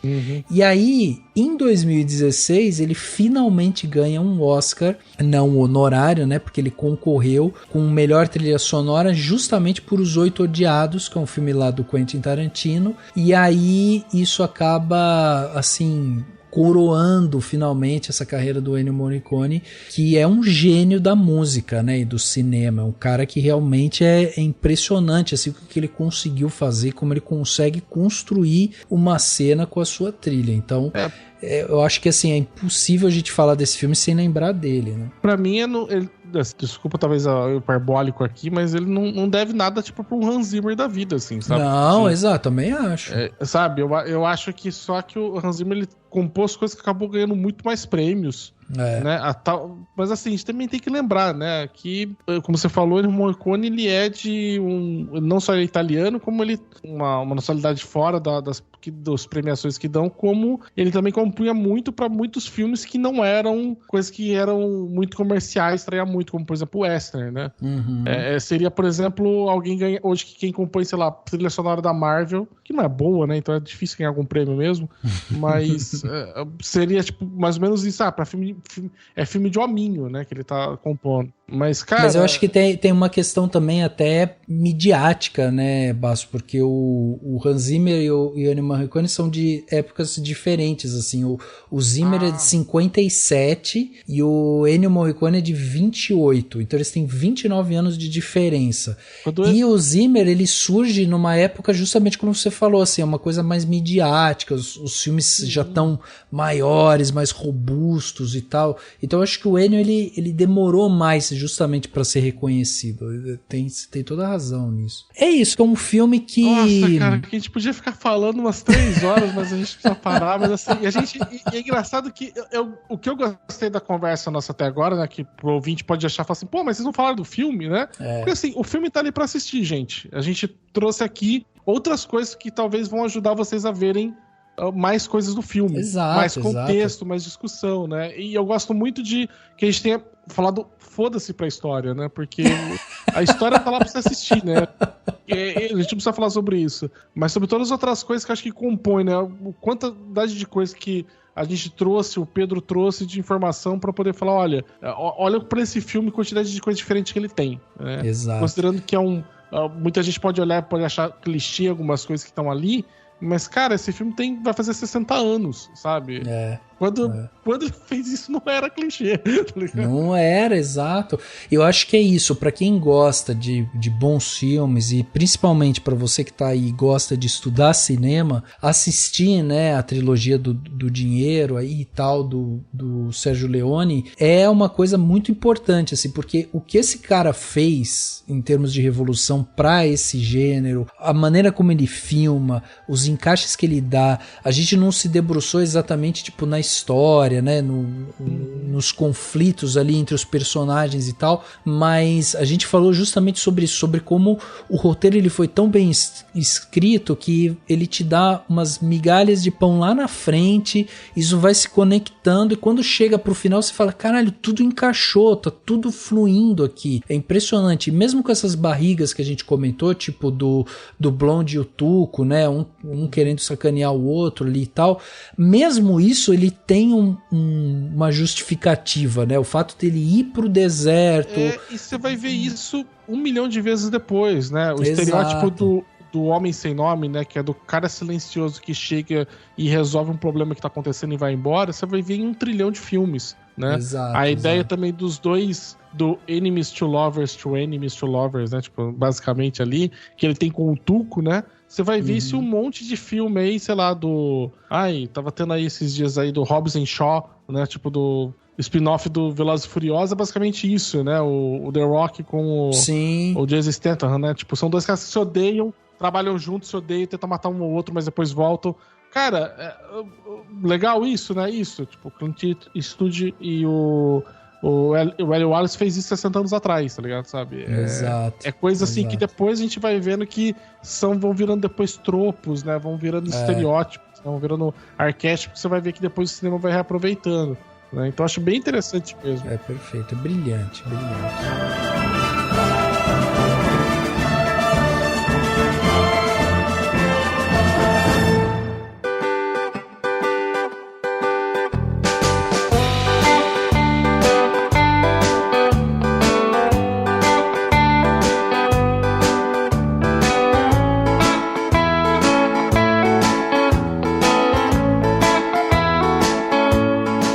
Plano detalhe da semana, né? Aquele momento aqui que a gente dá dicas para vocês ouvintes aí, para vocês fazerem coisas diferentes, né? Durante a semana, vocês de repente aproveitarem aí um pouquinho mais de alguma outra forma. E dessa vez vamos começar com você, Basso. O que você trouxe de bom aí pra gente? Olha, quando eu recebi a pauta falaram que não tava mais limitado a uma indicação, né? Não, nem um pouco limitado. Então tudo bem. Então vamos lá.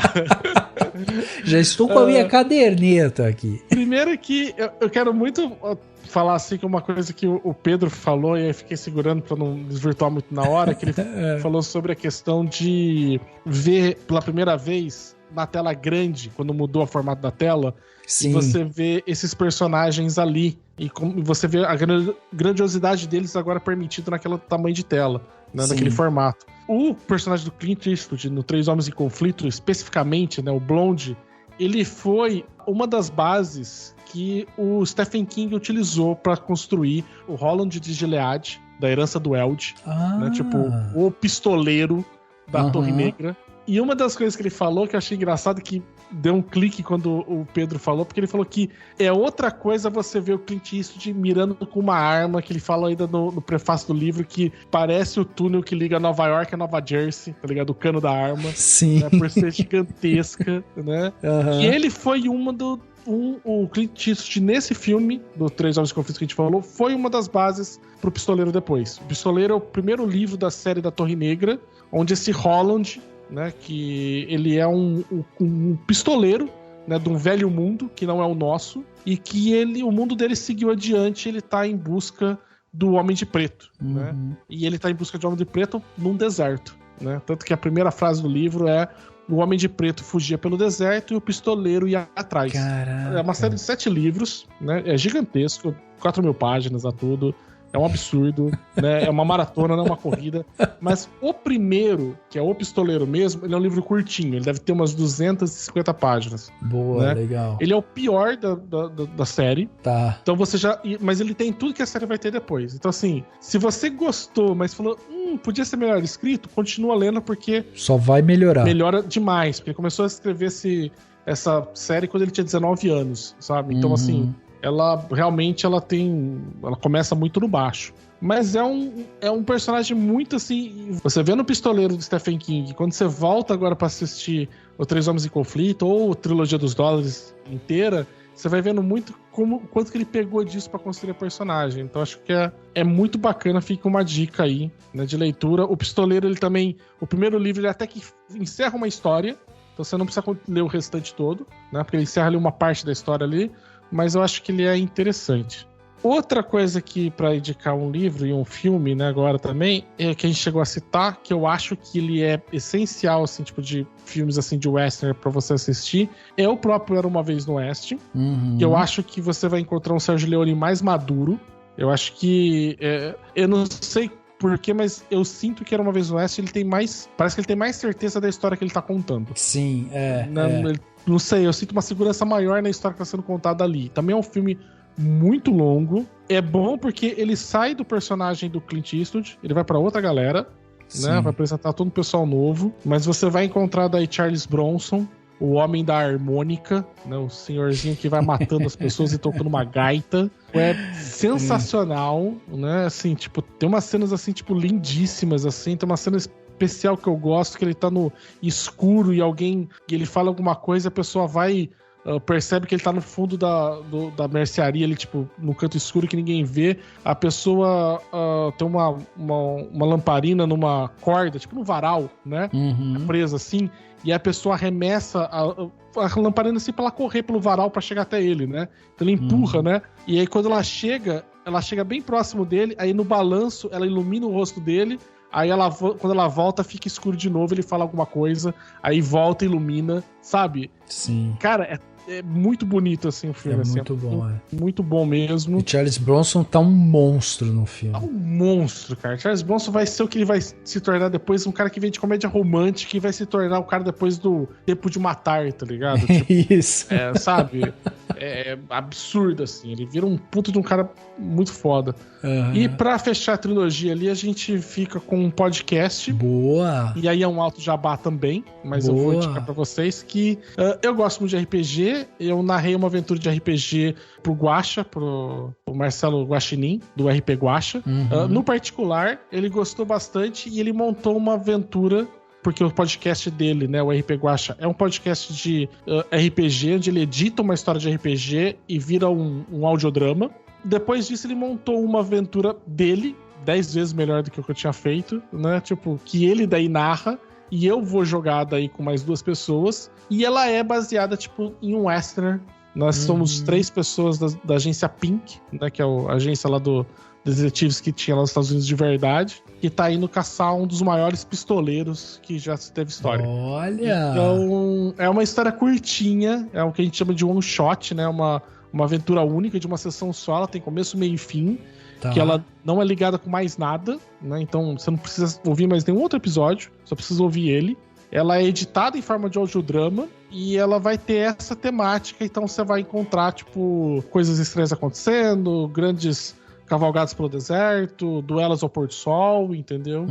E são episódios curtos, o episódio normalmente tem 1h30 de duração. E ele vai sair agora no dia 13 de abril. Ele vai ser publicado. Boa. Daí já convidar também vocês a ouvirem o RP Guacha pra quem gosta ou de RPG ou quem gosta de histórias, porque eu falo que o Guacha ele não joga RPG, ele é um narrador, né? Ele é um grande contador de histórias, assim. Então são histórias sempre curtas, de 1h30, 2 horas, em formato de audiodrama. Então mesmo se você não conheça RPG, você vai saber, você vai ouvir uma história, vai ter uma contação ali, e ele é um cara extremamente criativo, assim, sabe? Tipo, eu não acredito que ele conta uma história nova a cada 15 dias, eu acho muito foda ele tá fazendo isso há 5 anos, sabe? É um negócio maluco, assim, mas é muito bom. Pô, sensacional suas dicas. Lembrando, né, vocês ouvintes aí, que tudo que a gente vai falar aqui vai ter link no post. Então, não pegou alguma coisa, vai no post desse podcast, vai estar tudo listadinho lá. Tudo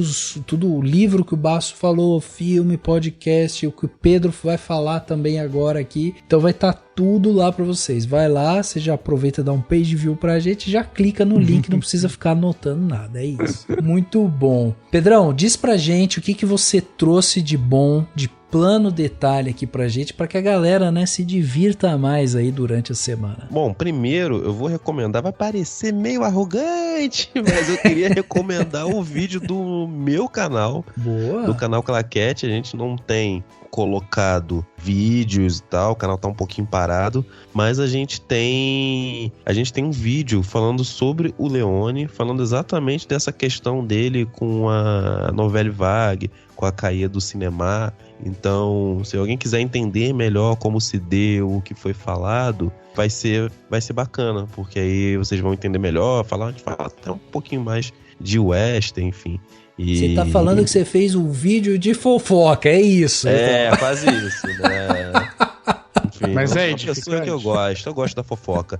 Eu até brinco que dentro dos cursos de cinema, as fofocas do cinema deveriam ser matérias obrigatórias, né? É esse daqui o maior inimigo de Sérgio Leone? Esse mesmo. E o outro é um livro do Rodrigo Carreiro, né? Que é pesquisador absurdamente brilhante, que eu respeito demais, me influenciou a fazer o meu TCC, usei textos dele no meu TCC. Eu queria divulgar o livro dele, né? Era uma vez no Western Spaghetti, o estilo e narrativa na obra de Sérgio Leone. Então, é bem bacana, recomendo. Cara, um livro muito interessante, que traz muita informação bacana, muita coisa que não veio pro Brasil. Ele trouxe algumas ideias, algumas formas de contar a história, alguma forma de explicar, né, todos os filmes, de contar como coisas aconteceram. É um livro muito rico mesmo. Não é caro o livro, vocês podem até entrar em contato com o Rodrigo para pedir para ele para mandar. Se você é fã do Western, quer saber mais, se aprofundar mais, esse livro é obrigatório. Boa. Vamos chamar ele um dia aqui, hein, Pedrão? A gente bate papo com ele. Hein? É, vamos fazer isso. Demais. Tá aí. Bom, eu para finalizar aqui o plano detalhe dessa semana, vou trazer só um podcast que eu ouvi recentemente. É um podcast antigo, porque inclusive é do ano passado, e parecia que a gente estava vivendo em outra época, né? Quando a gente fala do ano passado, parece que eram outros tempos e tal, outras coisas que a gente tinha que aturar, né, e tudo mais. E aí eu escutei um podcast, que é um podcast lá do Mano a Mano, e ele bateu um papo com o Silvio Almeida, que é o nosso atual ministro dos Direitos Humanos. E, cara, que papo incrível, assim, do Mano com o Silvio. Eles conversam um pouco sobre tudo, assim, sobre a vida do Silvio, sobre como ele foi se construindo, esse professor que ele é, né, esse estudioso que ele é. Mas é óbvio que eles vão se debruçar na questão da política, de questões raciais e tudo mais. E é um absurdo, assim, é um papo cheio de histórias e, sabe, de construções ali e tal. O Silvio fala algumas coisas, tipo, o Silvio conta uma história sobre o pai dele, que o pai dele virou pra ele e falou que não era pra ele beber, e até hoje ele até bebe, assim, socialmente e tal, mas ele nunca foi um cara, tipo, de ficar bebendo e tal. E o porquê disso, sabe, os argumentos. E eu acho isso tão enriquecedor, assim, a gente conseguir entender, né, essas construções. E o Silvio é um cara que, meu, eu olho pra ele e falo assim, cara, esse cara é sei lá, um cara iluminado, né? Mano, a lucidez que ele tem eu fico besta, sabe? Eu tô acompanhando os discursos que ele fica fazendo sobre os direitos humanos, né? Os posicionamentos que ele faz, que ele é bem contundente no que ele defende. Sim. Eu fico embasbacado, sabe? Porque é uma lucidez muito grande, sabe? Tipo, de muitas vezes reafirmar o óbvio, né? Mas como tem força quando alguém fala, sabe? O óbvio em voz alta, sabe? Tipo, não, a gente tá aqui porque tais pessoas, elas merecem representadas, elas merecem ter os direitos, elas precisam ser assistidas. E assim, são coisas tão elementares, mas a gente ficou tanto tempo sem ouvir. E quando ele fala, cara, eu já chorei num discurso dele, cara. Eu acho ele Eu também. O discurso de posse dele, que ele fala sobre as pessoas, né, que serão ouvidas, né? E que são importantes. São importantes pra nós, né? Tipo, isso é olha, é de arrepiar realmente, assim. Vai lá, dá um play nesse daí e vou dizer mais, dá uma vasculhada aí nessas conversas do Mano Brown aí, porque, cara, tem cada conversa boa lá que eu acho que merece realmente, eu acho que assim, o programa dele é muito bom, cara. Muito bom. Eu esqueci agora o nome da assistente dele que faz toda a pesquisa, né? Que pesquisa junto. Tô falando assistente porque ela que fica ali auxiliando ele durante a gravação. Não sei qual que é o cargo dela certo. Mas ela faz uma baita de uma pesquisa, cara. Você vê que sabe que tem você vê a diferença de um programa com uma pauta, né? Que alguém preparou e pesquisou ela inteira antes. O cara vai... Qualquer coisinha que eles estão falando ali, ela tá, olha, é isso aqui, né? Aquilo ali, né? Então eu acho o programa deles, assim... Como é bom fazer um programa com dinheiro, né? Porque... Você vê que a produção é absurda, né? Tipo, é muito bom. Não, e eu já falei isso e, assim, eu repito que pra mim a gente descobriu um entrevistador de mão cheia, assim. O Mano Brown, ele tem uma maneira de conduzir as entrevistas que é incrível, sabe? É natural, ele traz questões, assim, ele puxa do pessoal pra uma coisa mais técnica, e ele né? dá a volta, né? Eu me lembro do Daílson Araújo, do Lázaro Ramos, que ele perguntava uma coisa, aí eles deram uma conversada, ele vai embora e depois ele volta. Volta, né? Exato. E aí, aí ele tira o que ele queria, ele tira a resposta que ele queria, né? E aí você fala, cara, eu ouvi a primeira temporada certinha, a segunda a partir da segunda eu já não tava acompanhando tão bem. Mas eu acho que ele é muito bom, cara. Eu acho que ele sabe o quanto que ele pode forçar, entre aspas, né? Tipo, ele pode cutucar a pessoa, né? Eu acho realmente um baita de entrevistador que me surpreendeu. Eu não imaginava que ele era bom nisso.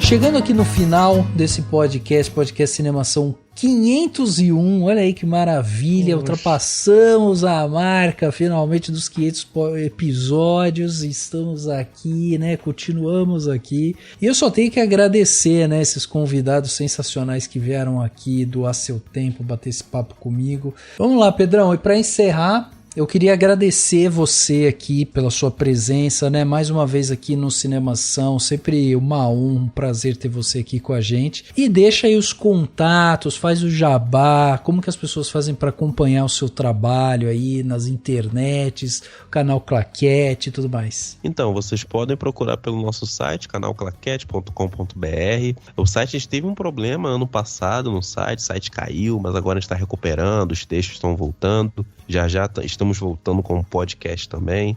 Algumas discussões que a gente não conseguiu fazer, nós vamos retomar. Então, quem quiser me achar no Instagram, é só botar Pedro e o Cinema, mesma coisa no Twitter, e vocês vão me encontrar, vocês vão me ver falando mal de certas pessoas e falando bem de algumas pessoas também. Eu sou uma pessoa que adora fofoca, então vou estar fazendo isso.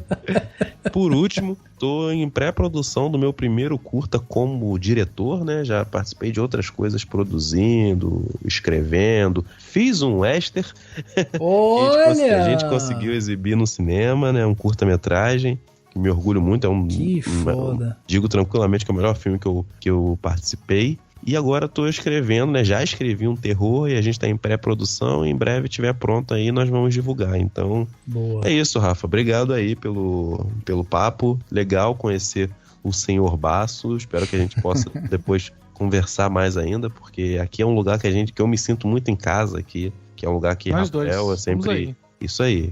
Rafael é sempre um camarada aqui. Então é isso, Rafa. Obrigado pelo convite. Espero voltar. Só uma dúvida, Pedrão. O western que você participou aí, tem algum lugar que dá pra gente ver ou não? Ainda não, porque ele tá rodando em festivais, né? Então, bom. Então ainda não dá. Mas assim que tiver pronto, eu vou te passar e quando vier aqui de novo, eu lembro a galera. Então tá bom, maravilha. Então, Basso, queria agradecer mais uma vez sua presença aqui e, né, dizer que vamos aí trabalhar para que você volte com mais frequência aqui, certo? Promessas. Mas eu quero que... Promessas. Falso promessas. Eu quero que você traga pra gente aí redes sociais, os projetos, né, endereço dos seus projetos também, para quem quiser acompanhar mais o que você está fazendo aí, onde que te encontra, como é que faz? Eu primeiro quero parabenizar vocês pelos 500 episódios. Ouvi o episódio 500 de como fazer um filme, passo a passo, o manual de Rafael Arinelli, de como fazer. Exato. Né? E assim, cara, 500 episódios é muita coisa. Fazer um programa semanal é muito puxado. Quem ouve que pode achar que é uma coisa tranquila, cara, não é. É um trampo muito absurdo, né? E tá aí, tipo, há mais de 10 anos e fazendo 500 programas é muita coisa, cara. É um fôlego que é muito difícil de ter. Né? Então, por exemplo, você muito bem, suado. cara, é uma marca muito foda assim mesmo. Vocês têm que se orgulhar muito disso. Pô, valeu. Eu queria falar pra você que eu que agradeço de vir participar, porque eu adoro. Eu falo que poucos lugares eu me sinto tão bem acolhido quanto aqui. Né? Eu acho que vocês fazem a gente sentir muita vontade. É uma coisa que a gente conversa com outras pessoas que gravam e é uma coisa que todo mundo fala, né? Que sente muito bem, muita vontade de fazer na Cinemação. E isso é muito importante. Né? Eu acho que é um mérito muito grande de vocês. É o nosso cafofo acolhedor, Márcio. Não é? Poxa vida, é esse café aqui de máquina, não é gostoso? Esse expresso aqui. Ai. Mas falar pra vocês que me procurem enquanto der na rede do Twitter, né? @senhorbaço, como o Pedro falou, gosta de ser uma pessoa formal. Né? Então é Senhor Baço, tá escrito por extenso. Né? Então no Twitter, eu não tô em nenhuma outra rede social.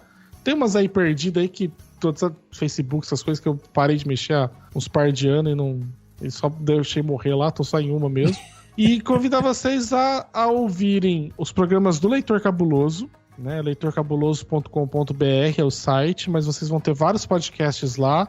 O único podcast hoje na casa que está sendo publicado recorrente é o Perdidos na Estante. Boa. Rafa e Dani puderam participar aí um tempinho atrás lá com a Domênica, né? Sim. Então eu convido vocês a ouvirem o Perdidos, é um programa diferente daqui do Cinemação, que fala um pouco sobre cinema, mas mais sobre a parte de adaptação, normalmente obras literárias, mas estão falando agora da adaptação de jogo, que tá tendo agora também, né? Então tá aí, né? Talvez o Domênica vai fazer um episódio sobre Super Mario Bros, porque é adaptação. É, uma boa, ótima ideia. Convidar vocês a fazer essa parte e convidar vocês também a ver o site do Podcast Delas, .com.br, que é o projeto que eu faço junto com a Domênica. E esse ano a gente mudou de março. Ele foi pro meio do ano, o projeto, que a campanha do podcast é delas. Porque a gente ouviu várias pessoas que estão falando pra gente nos últimos anos que março já é um mês muito carregado para as mulheres fazerem participação na campanha, por conta que todo mundo já chama nesse mês, então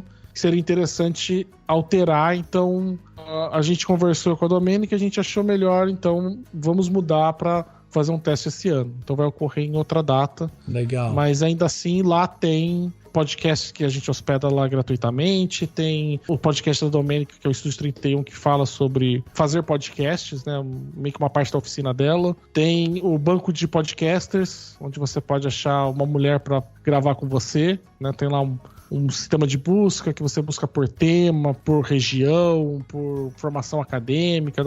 Tem vários filtros para você achar alguém para gravar seu podcast e trazer uma mulher para fazer a gravação, né? Uso muito, viu? Uso muito. Ai, que bom, cara. A gente investiu bastante naquele lá e a gente tá num trabalho de formiguinha ali, atualizando ele, que é basicamente só nós dois que fica mexendo, então até quem for mandar, mulheres que queiram gravar podcast, que queiram deixar ali o seu cadastro, né? Tem todo o formulário para enviar lá. A gente pede um pouquinho de paciência, porque a gente faz tudo manual. Então vai depender muito do tempo que a gente tem para ir passando, né? Mas é uma outra coisa aí. Mas é isso então, Rafa. Então quer dizer que assim, basicamente eu estou livre. Se você quiser me chamar para sua equipe, boa. Estamos aqui.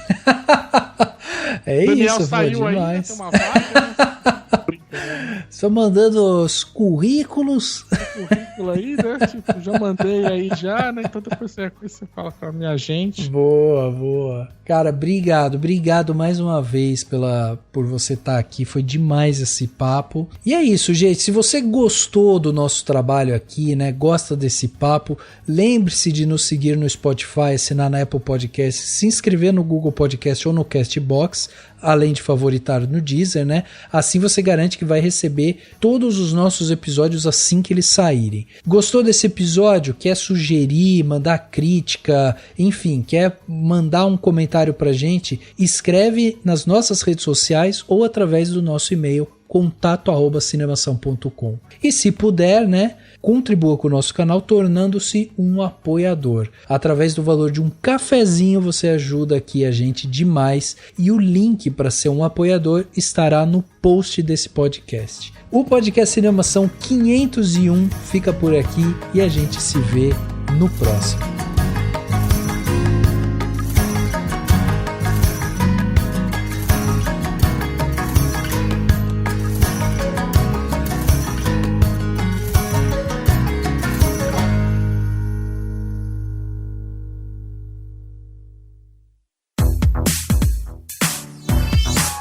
Esse podcast foi editado pela Isso Aí Design.